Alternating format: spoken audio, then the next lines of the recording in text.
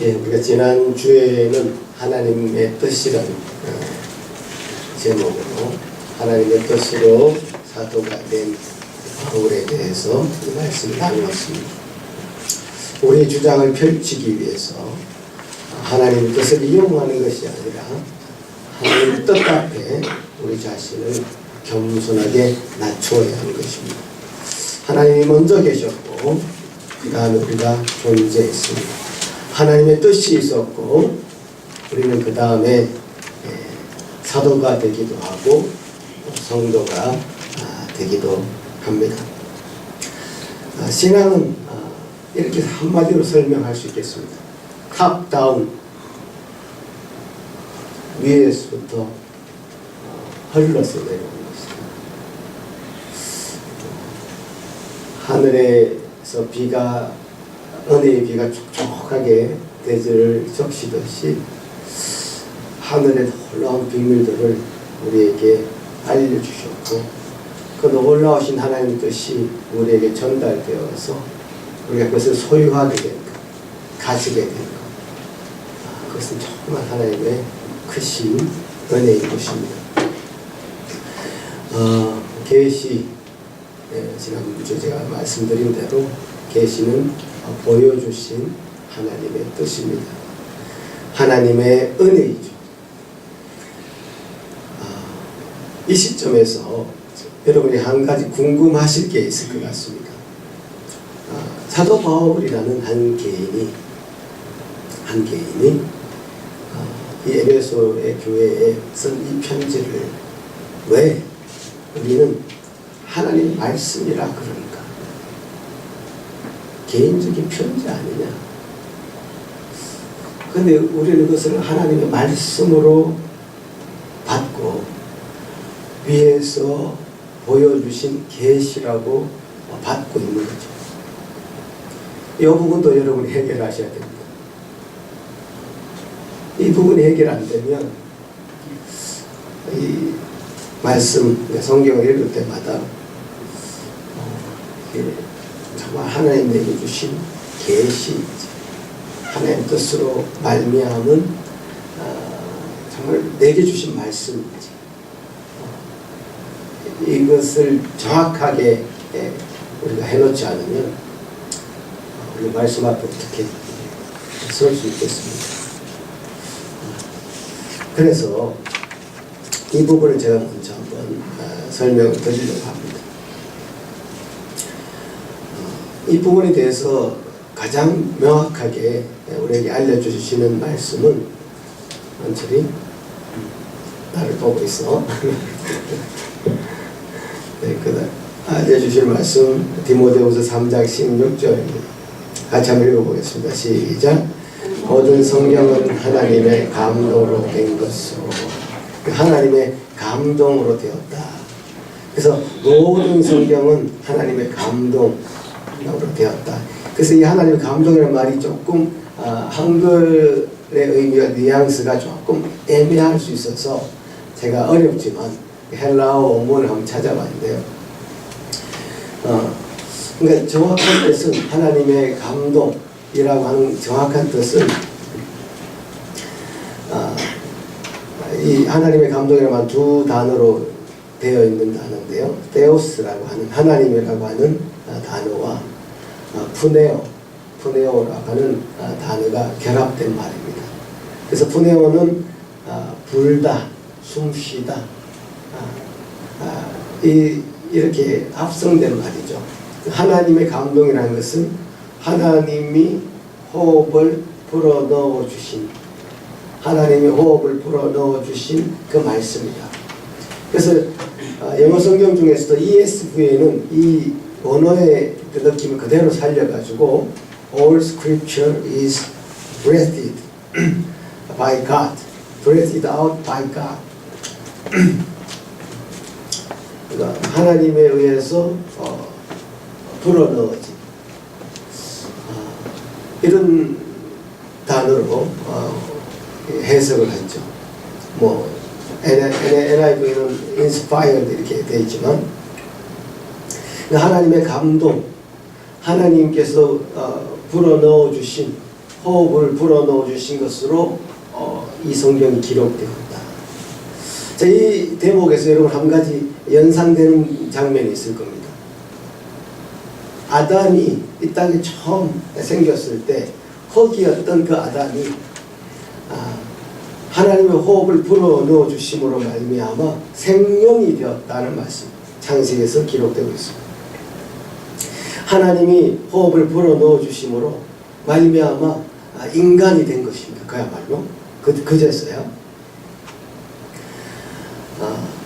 그렇게 하나님이 불어넣어 주신 호흡으로 말미암아 이 성경은 기록되었다. 자, 베드로후서 그 다음 베드로서는 이렇게 기록하는데요. 같이 한번 읽어보겠습니다. 시작.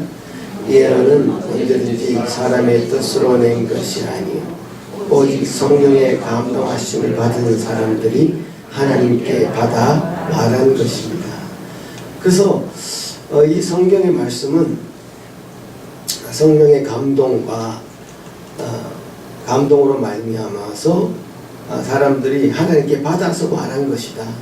그래서 하나님이 호흡을 불어넣어 주셔서 이 성경이 기록되었다는 이 말씀과 맥이 닿는 그런 말씀이죠. 그래서 성경은 우리에게 보여주신 인간에게 드러내주신 인간이 이해할 수 있는 방식으로 드러내어 주신 계시다. 그래서 에베소서를 쓰고 있는 이 사도 바울도 이 성경을 기록하고 있지만 그저 그는 도구일 수밖에 없습니다. 사도인 신분을 가지고 있었지만 신분으로 말하자면 사도 바울이나 에베소 교회의 한 성도나 신분적으로 동등합니다. 같은 레벨이란 말이죠.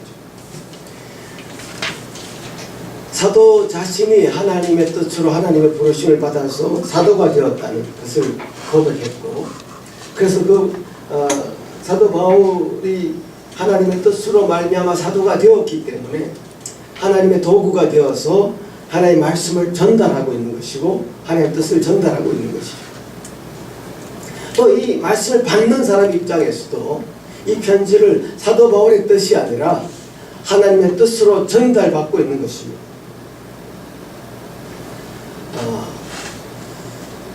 이 구조를 여러분 분명하게 이해하셔야 되고 받아들이셔야 되고 수납하셔야 됩니다.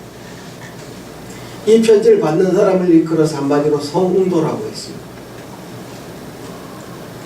영어로 하자면 saint, 성자. 사도 바울이 하나님의 뜻으로 부르심을 받았다고 자신을 소개했다면 그 동일한 선상에서 성도를 언급하고 있는 것이죠. 사도와 성도는 어떤 주종관계도 상하관계도 아니죠. 말씀을 주는 자와 받는 자라고 하는 구분이 있을 수 있겠지만 부르심에 있어서 사도는 마찬가지로 사도와 마찬가지로 성도들도 하나님의 뜻으로 부르심을 받았습니다. 로마서 말씀은 이렇게 기록하고 있죠. 같이 읽어보겠습니다. 시작. 로마에서 하나님의 사랑하심을 입고 성도로 부르심을 받은 모든 자에게. 성도는 부르심을 받아서 그 자리에 서게 된 그 자리, 얼마나 영광된 자리인지 로마서에서 이렇게 설명할 뿐더러 사실 이 에베소서 전체는 이 성도로 부르심을 받은 자의 그 영광에 대해서 사실 계속 설명하고 있습니다. 제가 다 설명할 수 없어서 에베소서 초반 부분만 일단 조금만 같이 한번 읽어보면서 얼마나 영광스러운 자리에 우리 성도라는 직분이 신분이 서게 되어 있는지를 한번 살펴보면 좋겠습니다. 에베소서 9장 읽어보시면 여러분이 앉아 읽고 제가 앉아 읽고 여러분 앉아 읽어보겠습니다. 계속 9장 넘겨주세요. 14절까지 있습니다. 찬송하리로다 하나님 곧 우리 주 예수 그리스도의 아버지께서 그리스도 안에서 하늘에 속한 모든 신령한 복을 우리에게 주시되 사전에 그리스도 안에서 우리를 택하사 우리를 사랑하면서 그 앞에 거룩하고 흠이 없게 하시려고 그 기쁘신 뜻대로 우리를 예정하사 예수 그리스도로 말미암아 자기의 아들들이 되게 하셨으니 우리에게 거저 주신 이와 그의 영광을 찬송하게 하려는 것이다. 우리는 그리스도 안에서 그의 은혜의 풍성함을 따라 그의 피로 말미암아 속량 곧 죄사함을 받았느니라. 이는 그 모든 지혜와 존중을 우리에게 넘치게 하사 그 뜻의 비밀을 우리에게 알리신 것이요 그의 기뻐하심을 따라 그리스도 안에서 때가 찬 경륜을 위하여 예정하신 것이니 하늘에 있는 것이나 땅에 있는 것이나 다 그리스도 안에서 통일되게 하려 하시니라. 모든 일을 그의 뜻의 결정대로 일하시는 이의 계획을 따라 우리가 예정을 입어 그 안에서 기업이 되었으니 우리가 그리스도 안에서 전부터 바라던 그의 영광의 찬송이 되게 하려 하시니라. 그 안에서 너희도 진리의 말씀 곧 너희의 구원의 복음을 듣고 그 안에서 또한 믿어 약속의 성령으로 인치심을 받았으니 우리 기업의 보증이 되사 그 얻으신 것을 속량하시고 그 영광을 찬송하게 하려 하시니라. 예.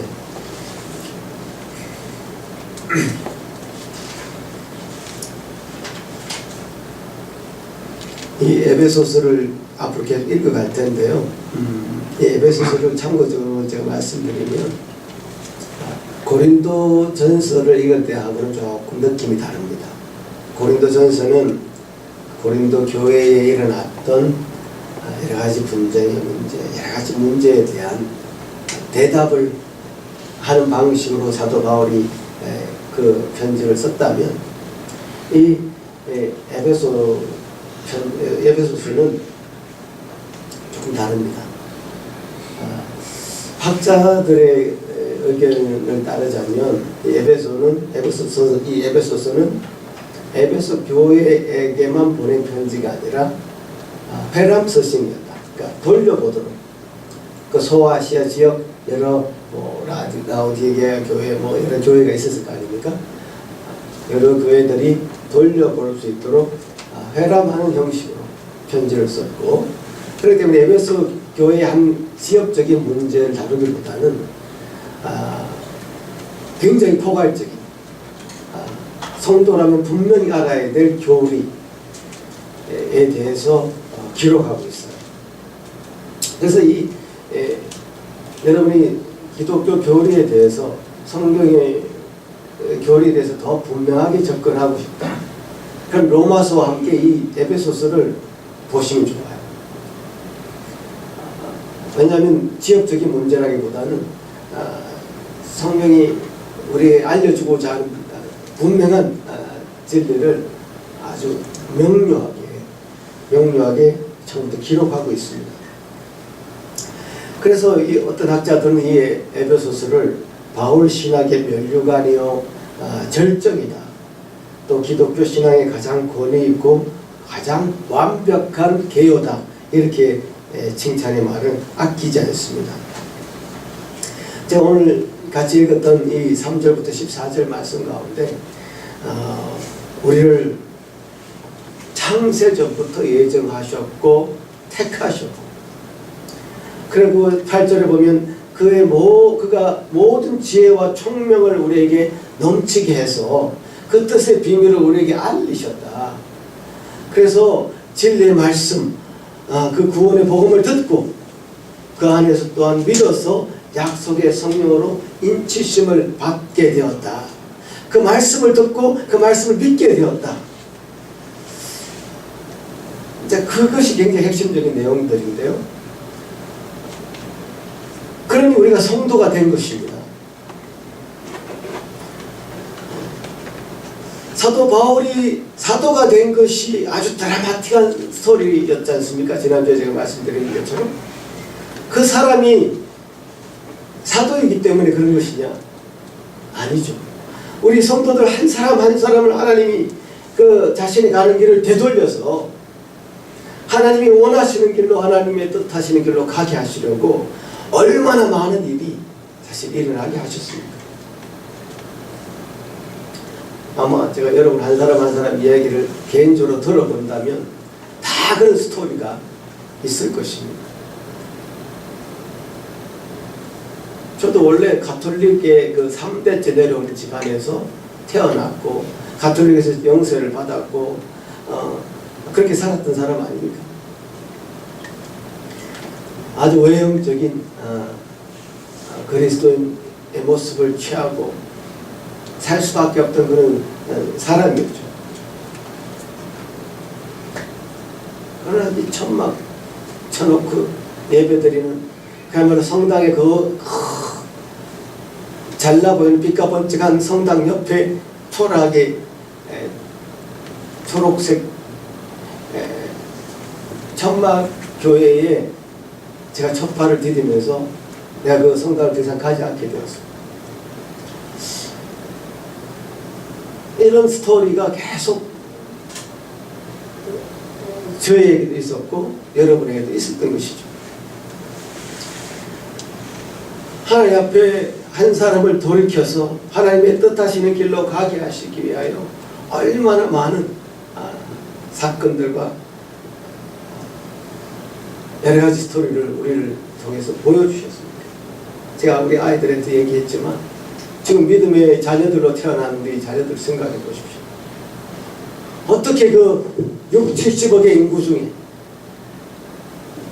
한 아빠와 한 엄마를 통해서 내가 태어났습니다. 한번 생각해 보시면 생각하면 할수록 기적적인 일이다. 그래서 내가 믿음을 갖게 된 것, 그것은 기적적인 일이다.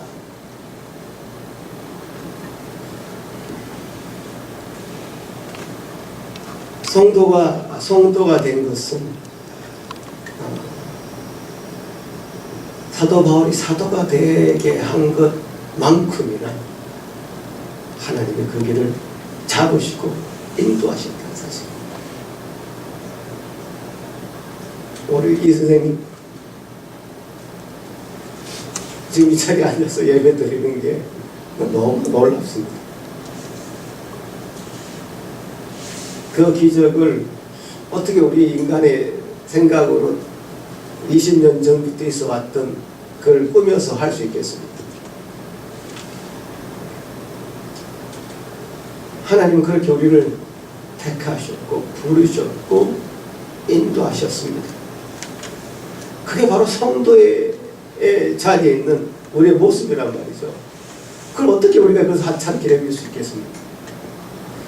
하나님의 뜻으로 사도가 되었다고, 하나님의 부르심을 따라서 사도가 되었다고 주장하는 이 사도 바울만큼이나 우리는 하나님의 부르심을 받아서 하나님의 뜻으로 나는 성도가 되었다 라고 우리 자신에게 또 많은 사람들에게 공포해야 될 것입니다. 나는 이 정도의 사람이라고.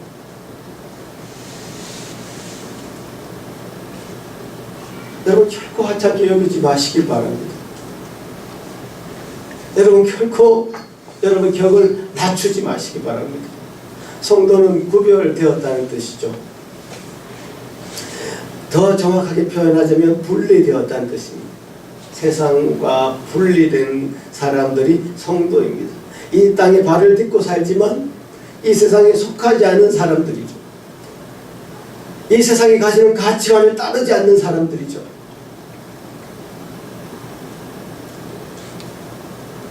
그런데 이 부분에서 여러분 좀 주의해야 될 부분은 제가 아까 말씀드린 것처럼 로마 가톨릭 출신입니다. 그런데 로마 가톨릭에서는 이렇게 얘기합니다. 어떤 특정한 사람들을 성자라고 지칭합니다.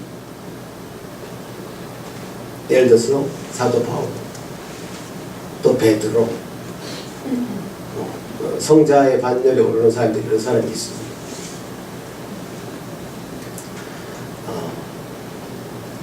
그 사람들이 성자 맞습니다. 왜냐하면 저도 여기 말씀에 의하면 성자거든요. 세인트. 성도라 하기도 하고 성자라 하기도 하고 맞습니다. 근데 왜 분리시키냐? 왜 따로 떼어놓느냐 말이죠. 따로 떼어놓는 편리한 점이 있습니다, 여러분. 그러니까 성직이라는 것, 성직자라는 것과 일반 평신도를 분리시켜 놓으면 우리 평신도라는 말씀이 안 되는데 사실 평신도 입장에서는 좀 편합니다. 아, 저분들은 세인트 아니냐, 성자 아니냐, 성직자 아니냐, 당연히 희생해야 되고 당연히 하나님 말씀대로 살아야 되고 경건해야 되고 하나님 뜻대로 살아야 되기 때문에 금욕을 해야 되고 그래서 결혼도 하면 안 되고 여러 가지 제약을 막 걸어서 그 사람들에게 요구하고 나는 그 자리에서 살짝 비껴나서 좀 그냥 되는 대로 살아도 내가 천국 가는 데는 지장가 없으니 그렇게 살게 될 수밖에 없는 그 외형적인 주일날 마당만 밟는 교회 마당만 밟는 신자의 모습을 가질 수밖에 없어요. 그 구조 자체가.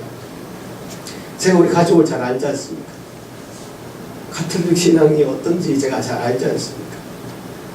집안에서 신앙의 모습이 보이느냐? 아닙니다.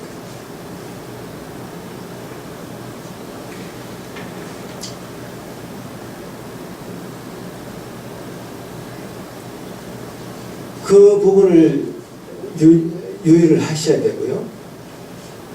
그래서 우리 모두가 다 성자라고 했을 때, 성도라고 했을 때 어떤 특정한 사람을 지칭해서 하는 말이 아니죠. 로이드 존슨은 이런 말을 합니다.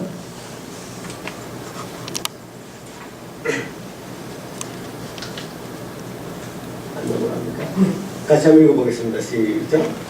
모든 그리스도인이 성도입니다. 여러분은 성도가 아니셔서는 그리스도인이 될 수 없습니다. 그리스도인은 반드시 성도입니다. 이 말을 어떻게 생각하십니까?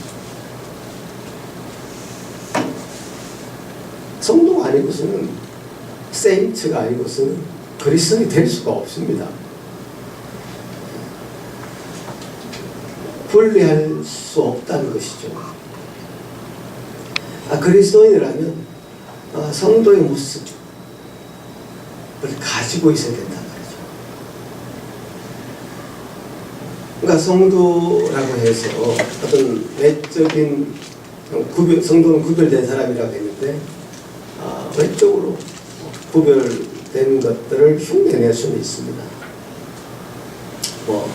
주일날 시간을 내어서 이렇게 예배에 참석하는 것 참 귀한 일입니다.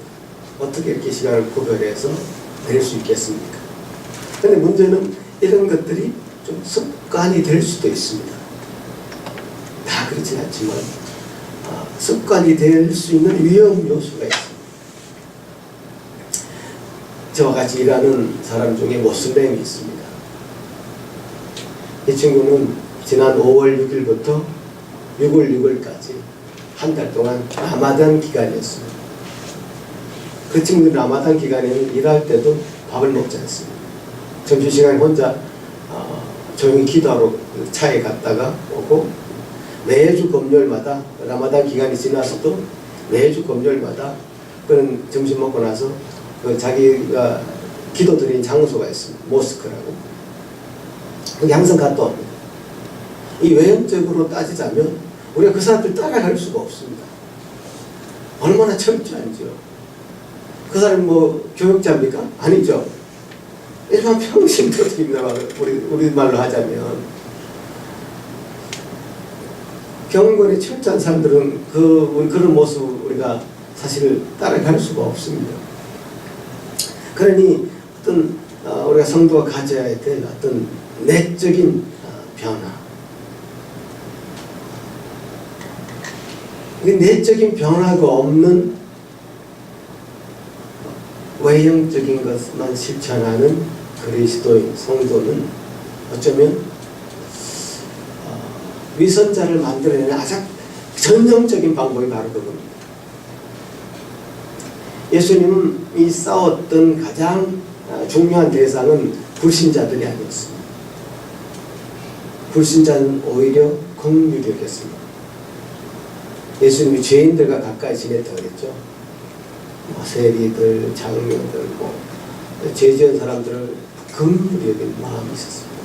그러나 아주 싸움의 대상이 되었던 사람은 그때 당시에 바리새인들, 서기관들. 그 사람들이 왜 예수님과의 싸움의 대상이 되었느냐? 외형적인 신앙인들이었습니다. 예수님은 그들을 향해서 회칠한 무덤이라고 했습니다. 바깥에는 아주 하얗게 칠해서 너무너무 예쁘게 보이는 무덤인데 그 속에는 썩어 문드러져 있는 시체가, 그래서 그 주위에 벌레들이 득실거리는 그런 무덤이라고 했습니다. 내적으로 변화된 성도만이 성도의 그 명예를 지킬 수 있습니다. 성도의 그 명예라는 것은 얼마나 귀한 것인지요. 시편에는 이렇게 말합니다. 같이 한번 읽어보겠습니다. 시작. 땅에 있는 성도는 존귀한 자니 나의 모든 즐거움이 저에게 있다. 또 스가랴서 말씀은 또 이렇게 얘기합니다. 같이 한번 읽어보겠습니다. 시작. 너희 하나님 여호와가 너희 가운데 계시니 그는 구원을 베푸실 전능자이시라. 그가 너로 말미암아 기쁨을 이기지 못하시며 너를 잠잠히 사랑하시며 너를 말미암아 즐거이 부르며 기뻐하시리라 하리라. 하나님이 우리로 말미암아 기쁨을 이기지 못하신다는 표현. 하나님이 우리를 때문에 너무 기쁨을 이기지 못한다는 이 표현이 너무 좋습니다. 하나님의 자녀를 통해서 하나님은 기쁨을 받으시기 원하십니다. 나의 모든 즐거움이 저에게 있다고 하십니다. 이것이 바로 성도가 지켜야 될 명예의 가장 중요한 이유입니다. 우리는 이런 존재로 이 땅에 태어났고, 이 땅에 태어났기 때문에 우리가 어떻게 살아들여서 하나님이 우리에게 주신 그 존귀한 자의 직분, 성도의 명예를 지키면서 살아갈 수 있겠습니까? 우스갯소리로 이런 얘기를 합니다.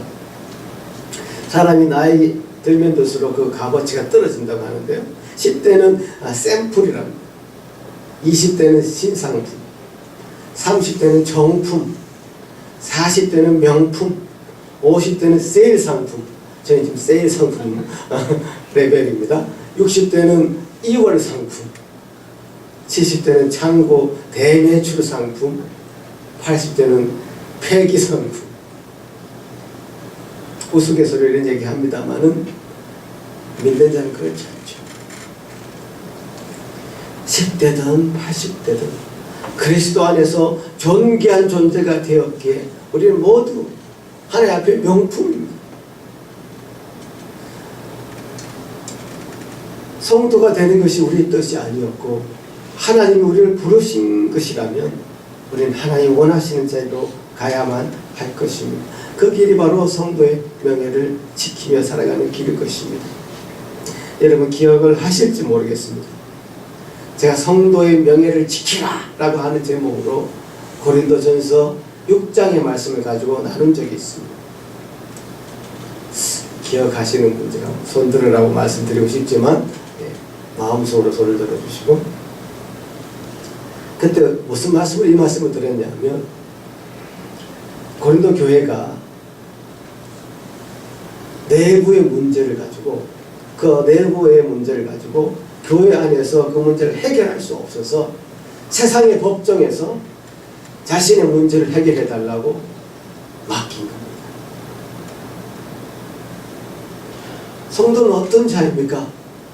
이 세상에 속하지 않은 하나님이 우리에게 주신 그 놀라운 그 직분이요, 하나님의 뜻에 따라서 부르심을 받은 자들이요, 그 부르심을 받은 자들이 모인 것이 교회인데, 교회가 자신의 문제를 해결하지 못해서 정말 세상에 나아가서 세상의 법정에서 그것을 송사할 때에 그것은 우리 성도의 명예를, 가치를 스스로 떨어뜨린 일이다. 그 성도의 명예를 지켜달라. 성도라는 그 이름에 걸맞지 않는 행동을 하지 말아달라. 교회 안에 있는 사람들이 어쩌면 세상 사람들보다 더 못난 행동을 할 수 있습니다.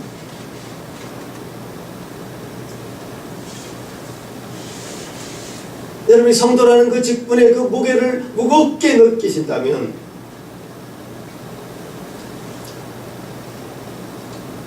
성도라는 이름에 걸맞는 열매를 교회 안에서도 내시고 이 땅 가운데서도 내시면서 열매를 맺으시면서 살아갈 수 있기를 간절히 바랍니다. 저와 여러분은 이 하나님 말씀, 즉 하나님의 비밀을 받을 수 있는 성도라는 그 엄청난 그 직분 앞에서 엄청난 하나님 주신 그 존귀한 그 자리에 서 있는 자라는 사실을 명심하시고 그 품격에 맞는 삶의 열매를 맺어드리기를 간절히 바라며 이 말씀을 마치겠습니다. 기도하겠습니다.